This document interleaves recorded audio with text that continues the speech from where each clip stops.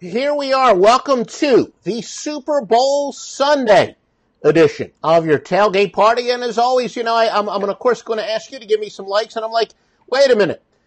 If I'm going to ask you to give me some likes, I need to get on and give myself a like as well. But anyway, welcome to the Super Bowl Sunday edition of the tailgate party. Our final tailgate party report of the entire year. Thanks to those of you who have been with us all along. It has been a great run, and we are going to have all kinds of free information and some free picks for Super Bowl Sunday, the Patriots and the Eagles. Every gambler knows that the secret to surviving. I don't want to take advice from fools. You always won every time you placed a bet. Money, that's what I want. Alrighty, folks, why don't we actually take a look at the Super Bowl line right now. And there you can see from SBRodds.com. You can always check those lines.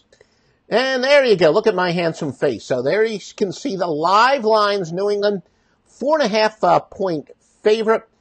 Some lower juice if you do shop around. So, if you want to get them at 4, you should be able to get them for a little bit less than 120. And the total range is anywhere from 48.5 to 49. And we also have some basketball games today as well. And I have some picks on those. So let's get straight to it, your preview. And I'm going to have some free picks. I'm going to have a college basketball free pick. I'm also going to have some proposition bets for you.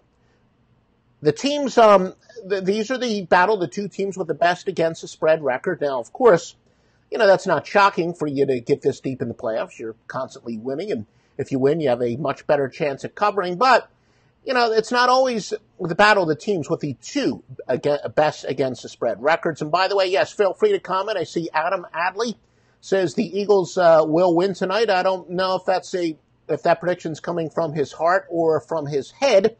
But, feel free to comment any questions and tell me. I think before this report's out, I'm going to share some of my Super Bowl nightmare stories. We'll have a little bit of fun. I'm a little curious. Are you a fan of Super Bowl parties or not? I'll tell you up front, I am not, because these Super Bowl parties tend to be so much more about the events than the game itself. And I'll share some Super Bowl nightmares I've had over the years as far as parties are concerned. But anyway, more accurate than the Super Bowl record, what some people call the sweat barometer. The Eagles have the best against the spread margin in the NFL at plus 7.7.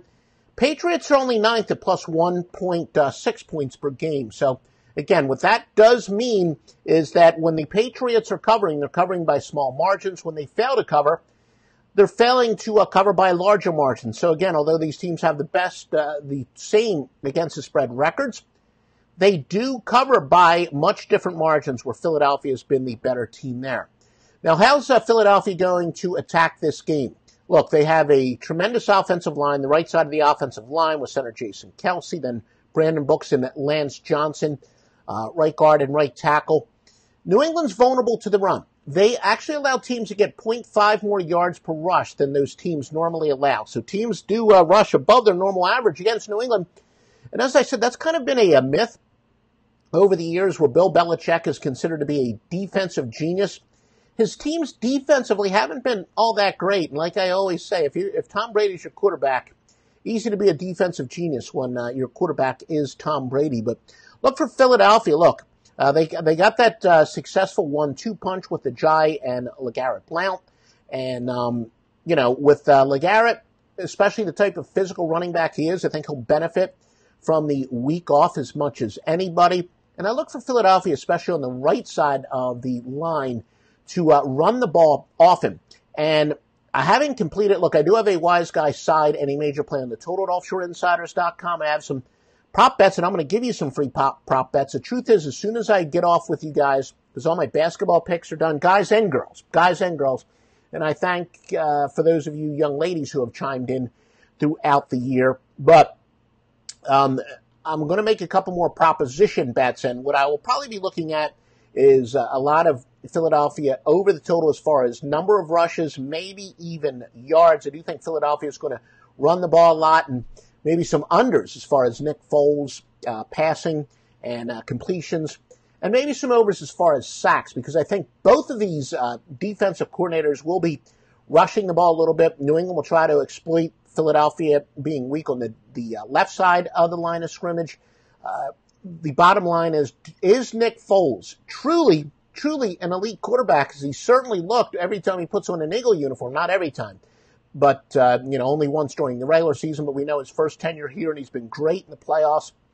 Belichick's going to test that. And, I say half jokingly, there's no need to watch those big network pregame shows, because I can tell you everything that they're going to say.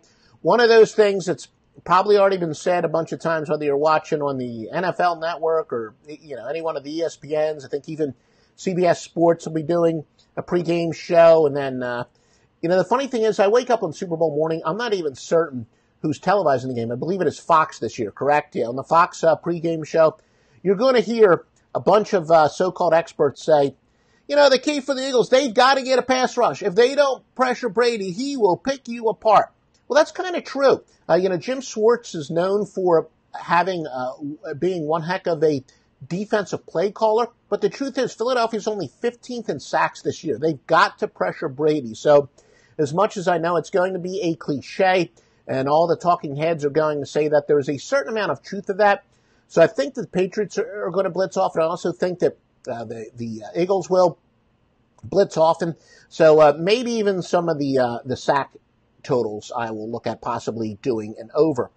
I like to take that I report, you decide approach on the tailgate party. And again, those of you who are maybe joining us for the first time, second time, this goes back to our score phone days. We used to do previews on the score phones back before I had gray hair. And, I'm going back to 1988 when I started on the free score phones. And before that, I used to work for Dial Sports while in college. But, we didn't necessarily, make picks on the score phones. And this is where I want to give you information for your own handicapping. So this is one of my I report, you decide. I don't consider neutral games to be road games for both teams. And this is true in March Madness. In fact, some of our best March Madness systems are exploiting the fact that road team, a lot of people like to go with the better road team in neutral games. That's false. But for those of you who do like to handicap neutral games as if they're road games for both teams, it's interesting to note both Philadelphia and New England have better offensive stats on the road than they do at home this year. And yes, thank you, Adam. Yeah, the already dying NFL can't handle another New England conspiracy theory win. They're only giving New England 4.5 points. Well, I want to tell you something. Let me put in a plug for my alma mater. I know there's so many people that, believe the Patriots always get the calls.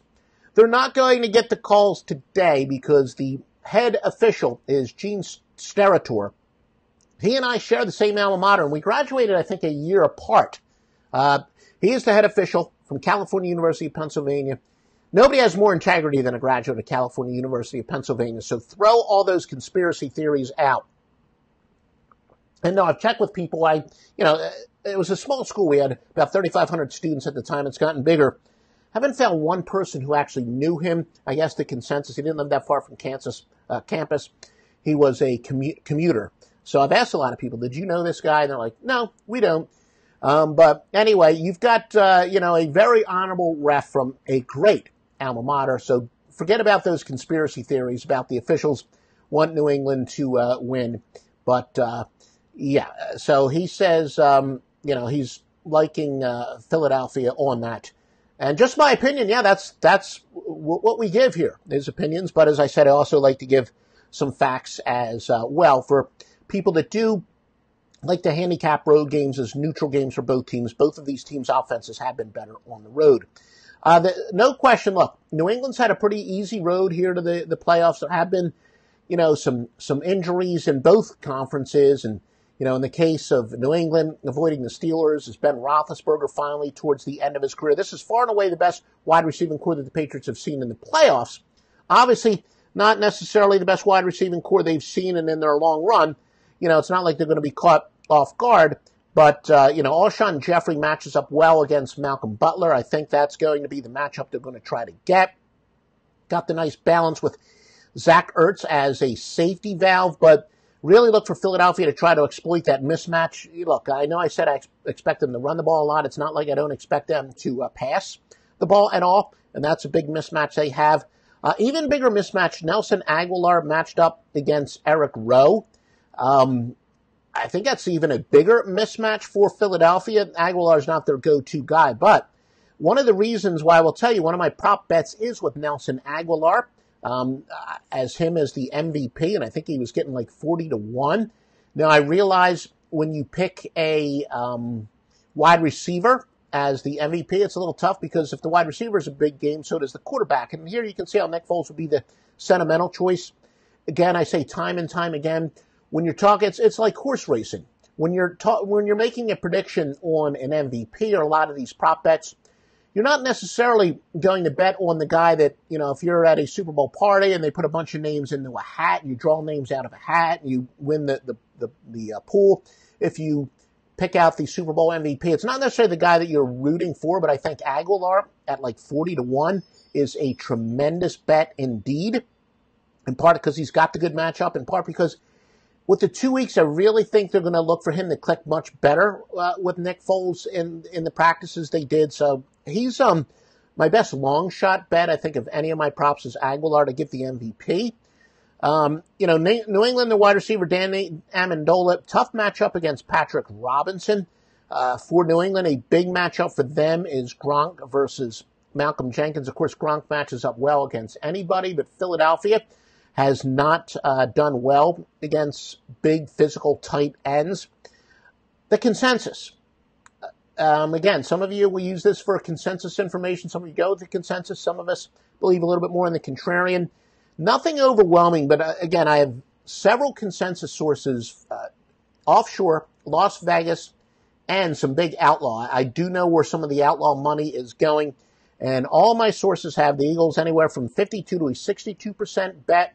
That is based on the number of bets, especially if you're a contrarian bettor. We think that's more important than money because you definitely want to see who the public is on, not necessarily where the money is going. And yeah, the money, there have been several enormous bets. The sports books definitely want New England to win this game straight up. Several enormous bets in Las Vegas on Philadelphia to win the game outright. That's gotten the line down. Especially the initial bets, quite a few insiders told me these bets came from one person, placed a couple of six-figure bets.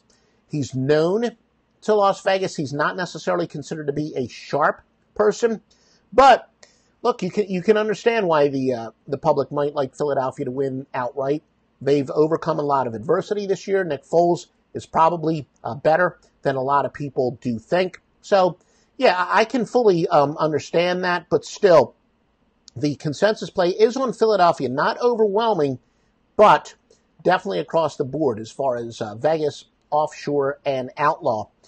And, again, I do remind you, although the public likes to bet on favorites, the exception is the playoffs in every sport. And the deeper you go into the playoffs, the more the public actually likes underdogs. So when we do our sharp versus square, we grade everything on a curve. So in other words, when you've got 55% is betting on the underdog, that is a much bigger consensus play than the 55% are betting on the favorite.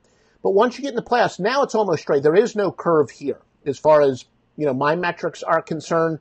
The public does like underdogs in the playoffs, every sport, especially deeper you go in the playoffs. So it is a true, pure consensus on Philadelphia. Also, all our public sources say the over is a stronger consensus, anywhere from 57 to 68%. And I'm going to have a free pick for you in college basketball. Again, my premium picks, maybe I've given you some hints what my premium picks are. I do have my premium picks at offshoreinsiders.com, which includes basketball. Great football season it's been. The exact record, don't even have it. I think it's 209 and 139 since preseason in football. And we're going to wind it up with a sweep. Now, these are some actual props I've already given out. And like I said, I'm going to finish off some more props. I will almost likely release a few more props before the day's out. I like Philadelphia to score first. And by the way, again, do you like Super Bowl parties or not? Or would you rather watch the game by yourself or in a small crowd of just football fans? Maybe I'll share some of my Super Bowl party nightmares and tell you why I'm not a big fan of Super Bowl parties. Hopefully you'll have a little bit of a giggle at the end of this. But Philadelphia to score first. I like them at plus 115 in part because, look, if New England wins the toss, they always defer. Philadelphia, I wouldn't be surprised if they win the toss, if they elect to receive. Another one of those cliches that you're going to hear today is, I really think it's important for Philadelphia to score first. If they fall behind early, they're going to be in trouble. Yeah, I don't think it's 100% true, but I do think Philadelphia would like to get on the board first where it's not as important in New England. So I do think that, Philadelphia could actually, regardless of whether they win or lose the toss, I think there's a very good chance they're going to get the ball first. So Philadelphia to score first at plus 115.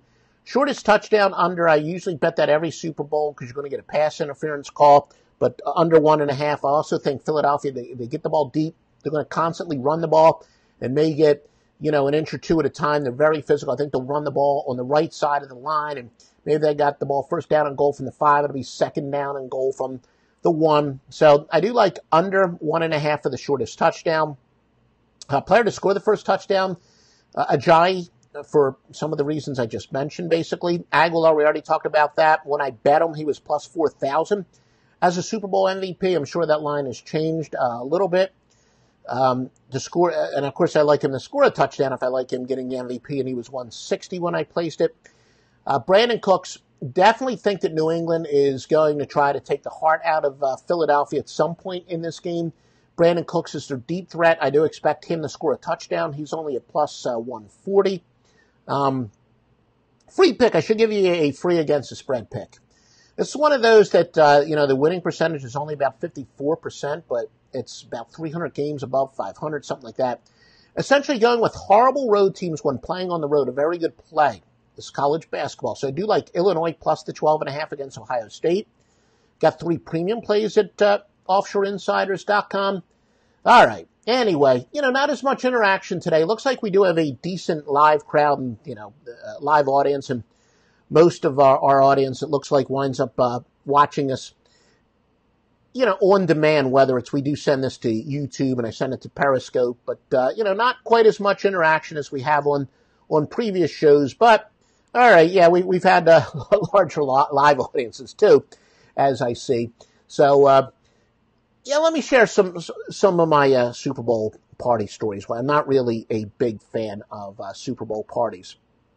Look, inevitably, I've had the honor of being invited to quite a few Super Bowl parties over the years, and they're different groups. And inevitably, you got somebody, and look, I'm going to say it, and I've got some female clients, and I know we've had some females we've interacted with over the years, but it's always a female, right at kickoff. Proverbial, someone's got to announce, I don't even know who's playing, I don't care who wins, and then they'll regurgitate whatever fact they know. They'll say something like, well, yeah, I know Tom Brady's one of the quarterbacks. And then what does that woman do? She takes her glass of wine, plops it on the best seat in the house, the couch, right in front of the TV, right next to the end table. Now, look, I do like wine. I'm much more of a beer guy than a wine guy. But wine, that's for an Oscar party. That's for breakfast at Wimbledon, Masters, maybe watching, some of the golf events. It's not for the Super Bowl. You drink beer for the Super Bowl. And it's always been a woman, always had somebody like that at every single solitary party. And then, of course, inevitably, and I'm going to say it again, I'm sorry, it's almost always the women, they're yapping the entire game, and then the commercials come on, and they want you to be quiet. That's why I'm not a big fan of Super Bowl parties. Now, that's kind of generic. I had a couple nightmares, to say the least. Maybe my all-time, we'll go in order. All right, I went over a guy's house, and he's a big-time football fan, right? Well, this was when the AFC finally broke the NFC streak. The Denver beating Green Bay. That was Super Bowl, I looked at, I guess, 32, right? Wow, was it that long ago? Holy shit. Super Bowl 32. So this guy who was the host, he's a big Beavis and Butthead fan. And some of you might remember one year MTV had this big promotion. Don't watch the commercials. Switch us during the commercials. And they were going to time it where they would do Beavis and Butthead skits during the commercials. So this guy, I thought nobody would actually use a remote control during the Super Bowl, except the host of this party. And the problem was MTV wasn't perfectly timing it. So we're missing part of the game. He goes to Beavis and Butthead, and then flips back, and by the time he flips back, the game was on. Super Bowl, the Ravens and the 49ers just a few years ago. Look, a good friend of mine, great guy, had a lot of fun with him. One of the few people that he likes to TiVo games. He doesn't like to watch them live.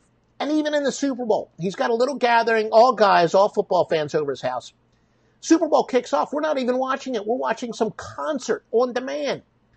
So first time and only time in my life, I'm watching the Super Bowl on tape delay, on TiVo. And, Ravens and 49ers, as you know, last year's Super Bowl was the first Super Bowl to go into overtime. Well, the Ravens 49ers almost was. The Ravens, they get a field goal late. 49ers get the ball with about 50 seconds remaining. If they march the ball down the field, they get in field goal range. Could be the first ever Super Bowl overtime, right? Well, again, we're watching it on tape delay. So then all of a sudden, his son calls. He looks at his phone. He's like, that's my son. I guess he wants me to pick him up at his Super Bowl party.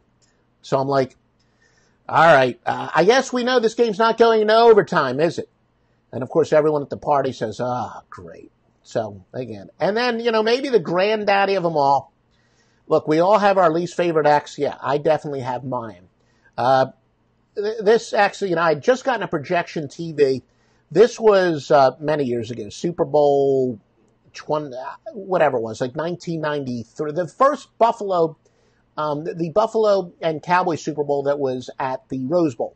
Just got a projection TV, which was state of the art at the time.